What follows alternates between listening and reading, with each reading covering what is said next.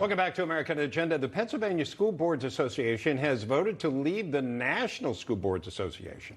This comes after the National Association compared concerned parents who were speaking up at school board meetings to a form of domestic terrorist. In a letter to its members, the Pennsylvania School Board wrote this, the most recent national controversy surrounding a letter to President Biden suggesting that some parents should be considered domestic terrorists was the final straw.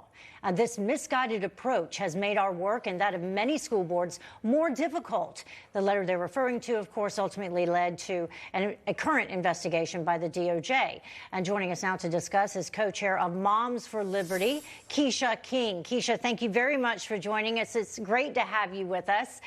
I know part of what Moms of Liberty is suggesting across the country, I saw Moms for Liberty of New Hampshire specifically, had tweeted out that families should be encouraged to participate in these discussions about their kids and what's happening in the classroom, not vilified, and that they should stop sending in dues and disaffiliate. So you agree with what this state is doing, Pennsylvania?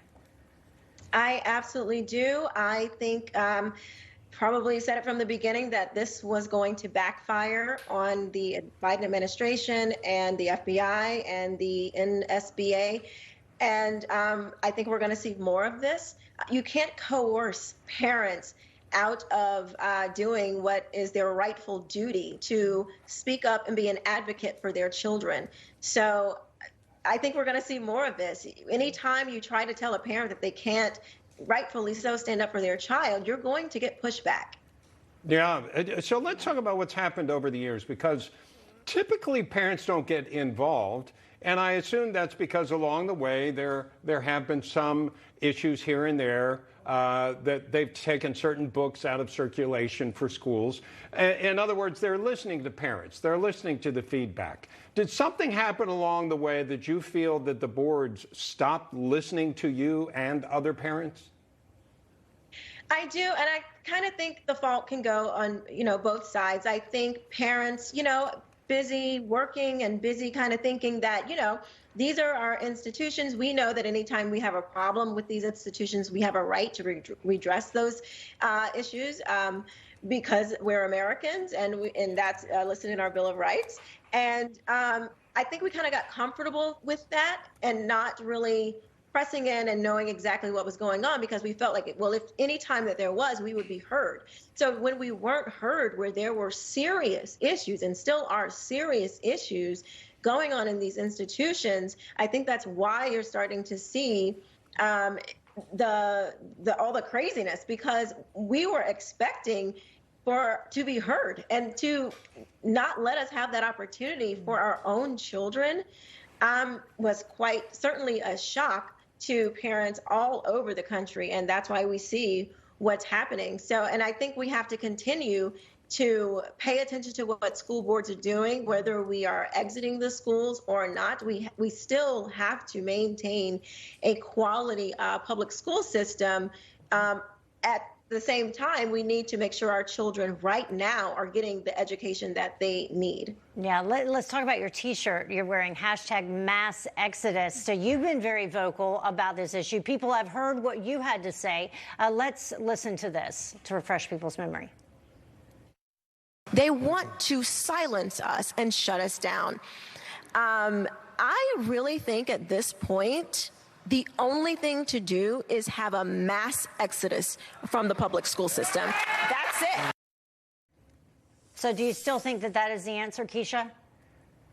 I do. I think we need to, I think that's kind of the only language, the only thing that they understand is when we come together, and I don't mean everybody has to choose the same thing, but we do have to say, we are not going to leave our children under these toxic learning and leave them inside of these toxic learning environments where they're not getting what they need to get to move on to the next phases of life. We don't have enough time to wait for the government, the school boards, to get their act together. So I would suggest that we do two things at once. We need to pull our children out so we can get them properly educated, but we also need to keep asking questions and speaking up at school boards to know and make sure that there can be reformation there. What would be the alternative if you take them out of school? You know, not all parents are equipped to teach at home. So what would you suggest the alternative be? Well, we can thank all of the amazing parents and just concerned citizens over the years that have created a vast and advanced network of homeschooling options, private school options, charter schools. There are a lot of options out there. This is not just where the parent has to stay home and teach the children.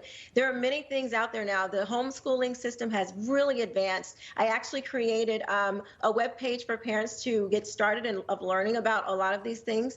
They can go to www.quishaking.com/mass exodus and find tons of information, and we're adding on to it daily as it is new, and there are a lot of questions. But you know, I am so just proud of all of the parents who have came before me, who've been working hard on this to provide and other options. Homeschooling does not have to look like it looked 10 years ago. Yeah.